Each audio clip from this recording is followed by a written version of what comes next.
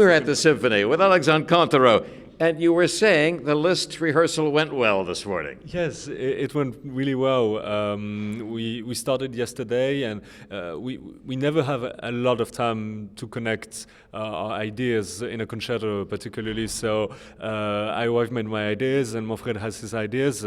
And what I love is how quick on his feet he is. He has a huge trust from the orchestra, and you can really feel it. They react incredibly well to what he says, and they are not afraid when he asks something to do it to the fullest. And so it's an alive process. We've done half of the job, and I'm very curious how the Pittsburgh Symphony reacts during the concert. For now, it feels like a joy to a big carpet of sound, and I can just blend in. Had you met Maestro Honeck before? Do you know the orchestra from recordings? Had you heard them in the past? I've never met Manfred Honeck before, but yeah, I knew his recordings with the Pittsburgh Symphony. I think Dvorak 8 is really one of my favorite recordings of all time with them, because he's transforms a piece that is supposedly, if you just look at it from a superficial side, is very classical, just a symphony, two themes, and that's it, and alive and jolty, and he makes every phrase interesting and with a deeper meaning, and so you have a sort of, at the end, big tapestry or big journey that unfolds. And I feel that this is his kind of process. When we talked about Brunner and so on. It feels that he really likes to imbue meaning in small phrases and to build from that. Share a little bit more about the Liszt Concerto No. 2. You've recorded it along with the first and the Maledizione. Wonderful recording, by the way. Bravo.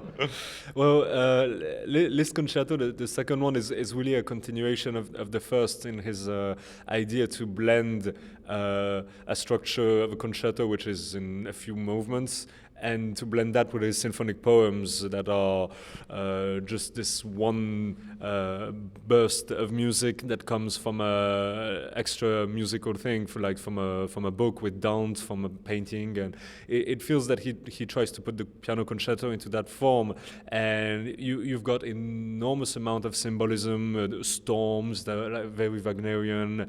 You've got heaven and hell, and so it's a hugely extroverted piece that really takes you like on an Ulysses journey. You never return to the beginning. You always move from island to island, so in a way.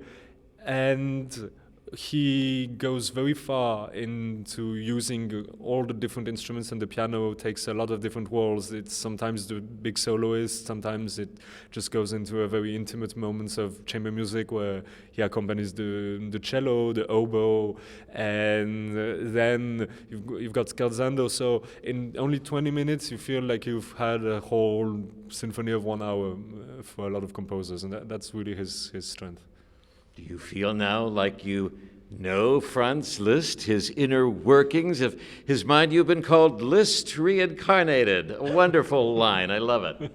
Oh, well, I think like everybody, we try to have our version of the composer, and we create from his music a sort of character, fictional character of Liszt, often very different from when you start reading about the real person and reading his biographies, and sometimes it can actually kill a bit the figure that you created. For sure, what I love about Liszt is his curiosity. It feels that during all his life, he's been curious of what was the music of the moment, of music from all over the world, wherever he would travel, and he never stopped and had never found one way of composing, an easy way that he would feel comfortable. He would always try and go further, and what could be done in harmony and music in general. So this feeling is something that I not relate to, but aspire, really. It's fun to think about Liszt. He's a rock star before there were rock stars. And it is a combination of what he put on the page, his music, and his personality. It's said that women threw lingerie on the stage, and they would collect the cigar butts from the ashtray as souvenirs, and it was a mad kind of idolatry with Liszt, who, as you just mentioned, was a very complicated figure, the padre, and he wrote so much music in so many different forms, choral pieces, chamber music, organ works, incredible. But what a guy. It is a guy, and yes, he was probably inventor of a lot of things that we have in modern music. The piano recital, he was really the one known for that.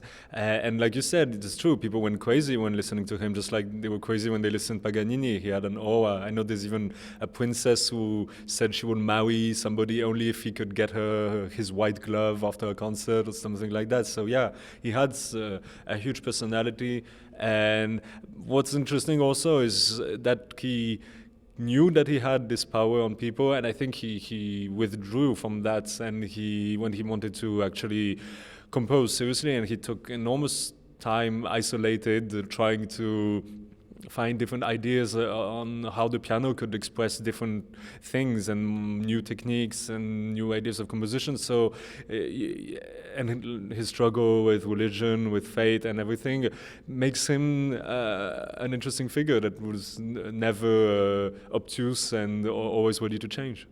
We want to know about you, an extremely interesting figure, having just won the Gilmore Prize. Congratulations. Thank you.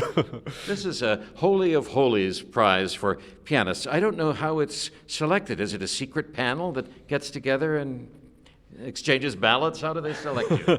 It is a sequent. It is a sequent process. They for 4 years, 5 years, because it's every 4 years they select an artist to receive the Gilmore Prize. They will roam everywhere to listen to artists, and they have people who help them select and narrow it down. But then they just take on anonymous figures and they come to listen to concerts really in remote places. I know afterwards they told me they went to a concert in Switzerland in a small town. They went to big venues. They want to get a sort of feel for your personality and your character as a musician on the long run.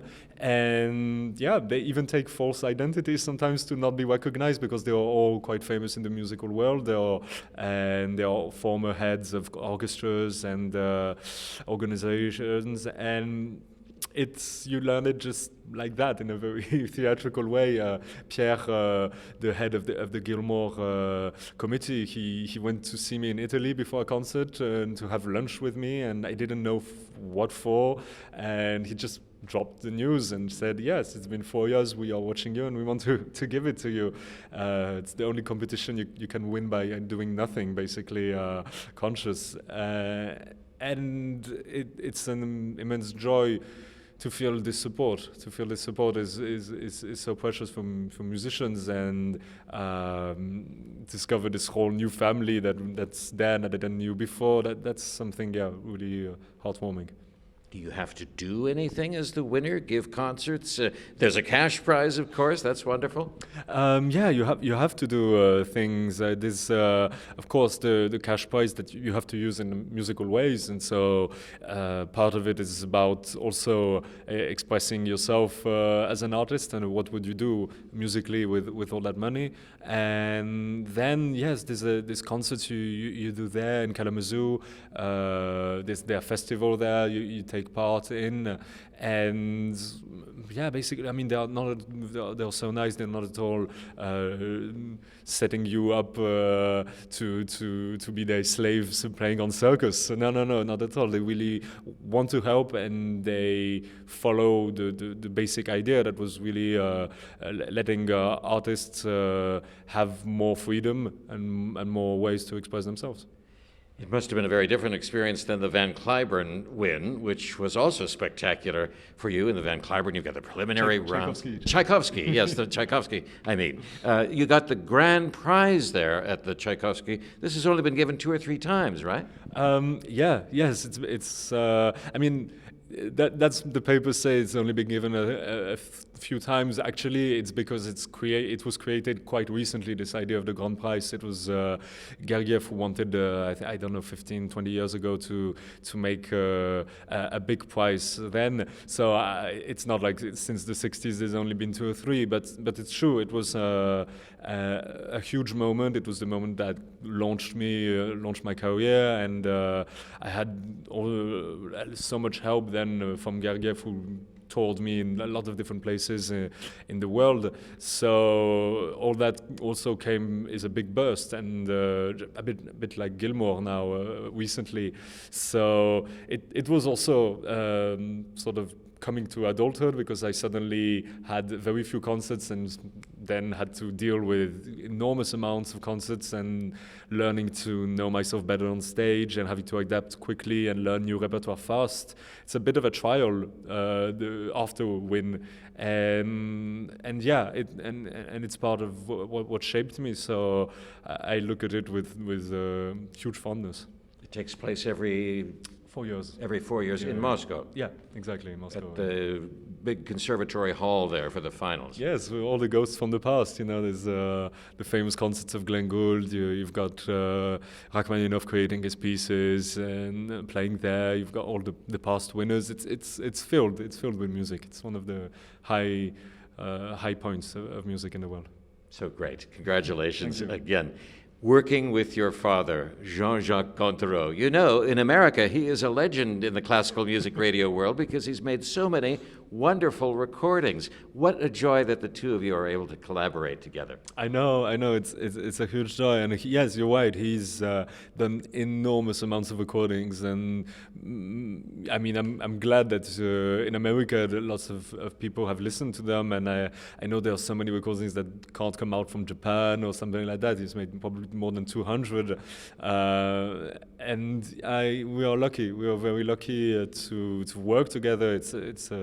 It's a joy to connect this easily with someone, because I mean I'm part of him, so we don't use a lot of words musically to connect, and we enjoy it while we can, really. And that's why we made already a lot of recordings, and the only recordings with the orchestra I did was with him, because it's so comfortable, so joyful.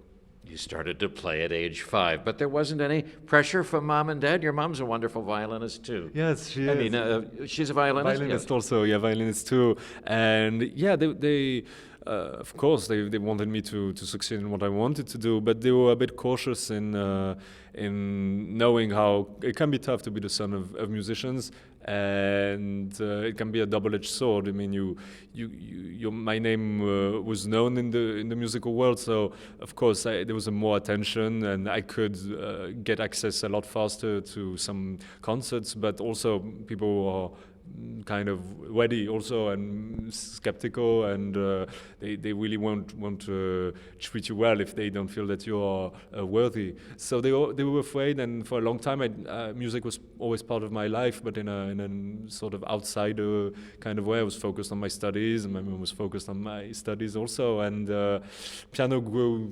steadily in the center as I grew up, and I realized that it's something that I feel like I can communicate better, and it's something that's always been part of me, and I couldn't know anything else as much as music, and so it was an easy choice, but it took a long time. You're about to take off for a tour with the Hong Kong Philharmonic. Your Jaap van Zweden will conduct. Yeah, absolutely. I took actually 2 months off for the first time in a long time, and these are my first concerts. So the Pittsburgh concert will be my first one tonight, and then the Hong Kong tour is straight after. So yeah, it's going back full speed, and we're doing Rachmaninoff Paganini. We're doing Beethoven Fourth Concerto, and it's a big tour. It's 3 weeks. I'm very happy. It's my first time doing a long tour like that, and it's something I feel that's the moment where you can, I would say, get a real knowledge of an orchestra and a conductor and build something, because it can go so fast today, and where you just meet for a few days and that's it, and off you go. And to have something building over the course of 3 weeks, that, yeah, I'm looking forward. What pieces will you play? Just one concerto? What will you do? The two pieces, the Rachmaninoff Rhapsody on the theme of Paganini and Beethoven Fourth Concerto. I must let you go, but I wanted to ask you just a little bit about your very early beginnings, since you started so young at age 5. What part of France were you from? Where were you born? I was born in the center of France, in Auvergne, place famous for volcanoes, for kind of being the medieval part of France that didn't grow too much. Because my father was head of the Orchestre d'Auvergne for a very long time. Unfortunately, I didn't know this region at all because we moved when I was 2 or 3 around Paris. But I got to go then again in Auvergne with the orchestra, and it was like discovering a family that I had because they had all pictures of me in a trolley. They had a museum with all the pictures of my dad in the orchestra, and that was really, really a sweet moment. When you're across the ocean, what do you miss about France? What do you miss about your homeland? The part of French culture that you love. Do you go every day to get the baguette? Yeah, baguette. I mean, the cheese. I think the cheese is some of the thing I miss the most when I'm abroad. There's so much variety. I'm literally talking about cheese on radio. Okay, but yeah, it's probably cheese and maybe. The feeling of being able to complain and not be judged for complaining, because that's part of our DNA, I think. Do you have a beret in the French style that you bring with you? No. That's in the movies. Also, if you go actually southwest, they have a beret that's really typical of Basque country, and it's a very wound beret. And I have a few at home of that. Alexandre Kantorow, such a treat to speak with you. You bring French culture to us in Pittsburgh in this marvelous musical sensibility, poetry, fire, they say. You bring it all. Gramophone magazine said you have the complete package. We are so looking forward to hearing your list tonight, Saturday night, and Sunday afternoon. I hope you'll be able to come back soon. Très bien, merci. Yeah, merci à vous.